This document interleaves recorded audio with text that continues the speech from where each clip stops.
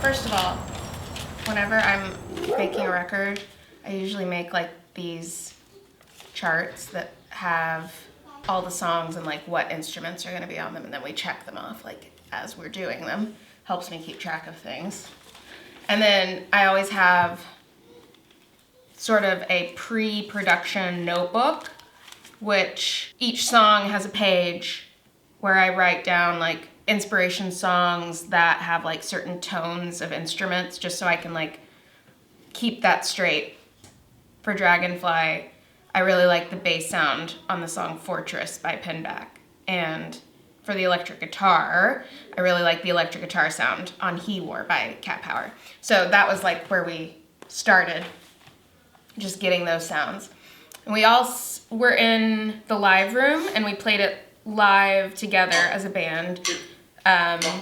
Matt on drums, Taylor playing his like rubber bridge electric guitar, and then Brian playing bass. And then I would do like scratch acoustic guitar and vocals. And then I went in and re-added my guitar and then vocals. And there's this thing on the demo that I made for this song in GarageBand. It's like this ping-ponging sort of like metallic sound. Matt and Taylor had these samples that they had made when they were in Savannah, Georgia, and they made these samples with like old liquor bottles that they had like they were hitting. And so we took that sample and played with that a little bit, some delay on it. Like that? Yeah, that was it, and that's badass too. I was trying to get a video for Tommy. Yeah. And then we all came in here and added claps on the bridge together. And layered those with like fake claps sounds on KO2 64 sampler. And then we're gonna put background vocals on it today with Penny. And we also put this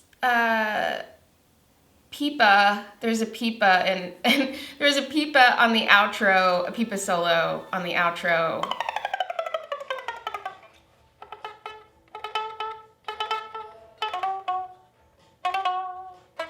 And so we tried it out yesterday because they actually have a pipa here at Postal Recordings. And Taylor played a pipa solo at the end.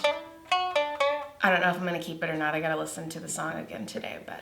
Is that cool? I mean, the reason why I brought Taylor and Brian out here mainly is because I feel like I always have like a pretty clear picture of like how I want the songs to be. But there's these moments when you're recording that you just get like in a bad mood or you get overwhelmed, and like if the creative juice in me stops flowing, I like having two other people that already know my taste in music and like the taste that I like in my own songs, to be able to sort of at that point have the idea so we can just keep the momentum going. Taylor's really good at finding ways to make different instruments sound just a little bit different than they normally would. He's just got a really good library of like sounds that he can remember in his head. And that's really useful because I'm not really a gear head. And I don't know much about gear. So that's really useful. And then Brian is just really great at like arranging. He's good at knowing when instruments should like come in and out and like that. Let songs breathe, which I really like to do. And I think that's why Brian and I have made music together for so long, because he's kind of in the same headspace there. So they're here to just like keep things moving along, because they like are they always have like a good attitude and like can just keep things rolling even whenever I'm like overwhelmed or or hungry or something. Yeah.